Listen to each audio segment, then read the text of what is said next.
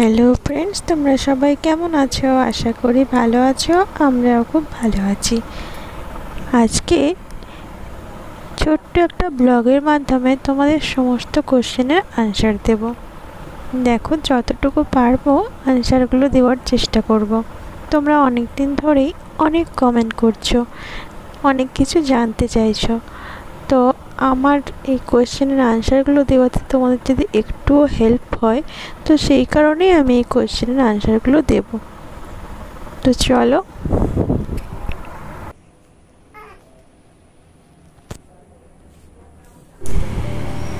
Hi friends, good morning, welcome back to my channel. আজকে তোমার সবাই খুব ভালো আছে, আমি খুব ভালো আছি।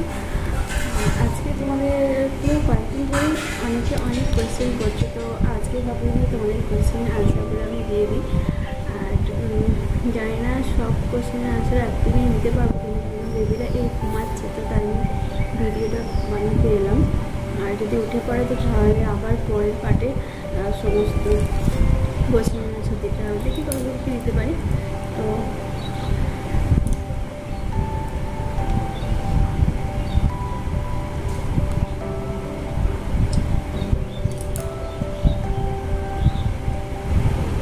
তোমরা অনেক কোয়েশ্চেন করছো,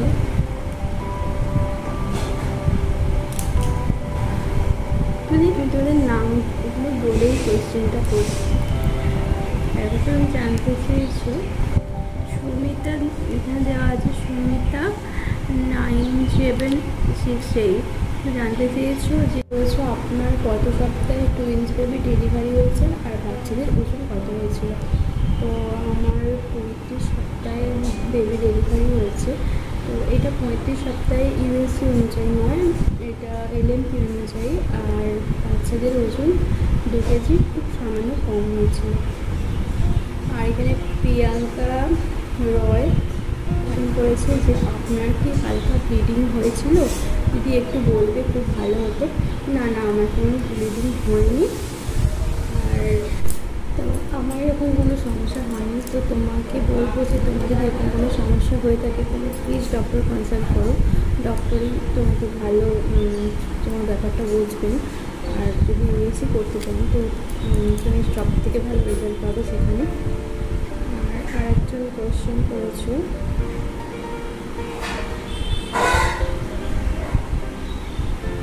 শানি সরকার, অনেক আদর আর ভালোবাসা প্রচুরগুলোর জন্য থ্যাংক ইউ সো মাচ। আর ওদের ছোটোবেলার আরও অনেক ভিডিও থাকলে শেয়ার করো ভাবে, প্লিজ দিদি, আমি অবশ্যই করবো। আচ্ছা, আর একজন জিজ্ঞেস করছো যে মুন্নি 950, দিদিভাই তোমার কোন ডেলিভারি 35 সপ্তাহে কেন ডেলিভারি হয়েছিল? আচ্ছা, 35 সপ্তাহে ডেলিভারি হতে তোমার কি কোনো প্রবলেম ছিল একটু বলবে?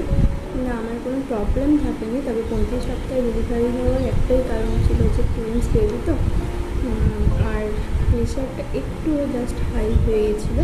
সেটা হচ্ছে খুব একটা বেশি না, তবে সেই কারণেই ডেলিভারিটা 35 সপ্তাহে হয়ে গেছিলো, তো কোনো সমস্যা হয়নি।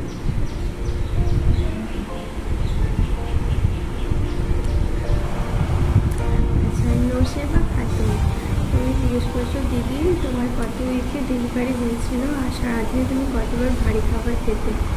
তো নর্মালি 4বার মতো ভারী খাবার খেতাম। আর আগে তোমাদের বললাম যে 35 সপ্তাহে 35 হয়েছে আমার ডেলিভারি হয়। আর এখানে আমি তাকে জিজ্ঞেস করছি, চম্পা মাহাতো জিজ্ঞেস করেছো যে আমিও রিসেন্ট জানতে পেরেছি আমার তোমাকে কংগ্রাচুলেশনস, খুব ভালো থেকে তুমি। আর আমার খুব ভয় করছে, একদম ভয় করবে না, কোনো টেনশন নেবে না, এই সময় টেনশনটা যতটা কম ততটাই ভালো, সব কিছু ভালো হবে। আচ্ছা, প্রতাপ বলে একদিন কোয়েশ্চেন করেছো, আর নিশা কর্মকার, এই দুজনের সেম কোয়েশ্চেন করেছো যে তোমার প্লাসেন্টা কি সেম ছিল, তোমার কি কোন প্লাসেন্টা ছিল? তোমার প্লাসেন্টা সেম ছিল না, পজিশন আলাদা ছিল। প্লাসেন্টা একটা অ্যান্টেরিয়র পজিশন ছিল, একটা পোস্টেরিয়র পজিশনে ছিল। তো আমার অনুমান যে অ্যান্টেরিয়র পজিশনে যেটা ছিল সেটা আমার ছেলে, আর পোস্টেরিয়র পজিশনে যেটা ছিল সেটা আমার মেয়ে। আর তুমি জিজ্ঞেস করেছো তিরুপতি নাকি সম্ভবত তিরুপতি, তুমি জিজ্ঞেস করেছো যে নর্মাল ডেলিভারি না সি সেকশন। অবশ্যই সি সেকশন ডেলিভারি হয়েছিল। তো তোমাদের পরের ভিডিওতে এই সি সেকশনের ডিটেলস শেয়ার করবো। আমি প্রতাপ আরেকটা কোয়েশ্চেন জিজ্ঞেস করেছো যে বেবির হার্টবিট কী ছিল, প্লিজ বলবেন। বেবি আমার ওয়াইফেরও টুইন্স হবে, কংগ্রাচুলেশনস তোমার ওয়াইফকে জানাই। আর হার্টবিট অনুযায়ী কিন্তু বেবির জেন্ডার রিভিল করা যায় না। তবুও আমি বলি যে যখন ফার্স্ট ইউএসএ হয় তোমার ওই 12 সপ্তাহেতে, তো তখন হার্টবিট ছিল অ্যাকচুয়ালি ছিল 128, 128 মতো ছিল, আর একজনের ছিল 156। তো এই দুটো ছিল হার্টবিট। কিন্তু সেটা 20 সপ্তাহে যখন অ্যানুয়াল স্ক্যান হয়, তো তখন এটা হয়ে গেছিলো দুজনের সেম 147, দুজনেরই 147 ছিল। তাই জেন্ডার রিভিল করতে যেও না যে এই হার্টবিট থেকে। হার্টবিটটা বারে বারে চেঞ্জ হয়, যে আমাদেরও তো সেম, সেই কারণেই হয়। প্রিয়া পরমাণিক জিজ্ঞেস বলেছে you are so lucky, thank you so much. Debraj Shanti বলে একজন জিজ্ঞেস করেছো যে আমিও টুইন্স বাচ্চাতে বাবা হতে চলেছি। তো কংগ্রাচুলেশনস তোমাকে। আর ওদের কত সপ্তাহে জন্ম হয়েছিল তুমি জানতে চেয়েছো, তো 25 সপ্তাহে জন্ম হয়েছিল, তোমাকে বলে দিলাম। আর নসিবা খাতুন বলেছো তোমারও নাকি টুইন্স প্রেগনেন্সি, তাই তোমার ভিডিওটা খুব ভালো লাগলো, থ্যাংক ইউ সো মাচ।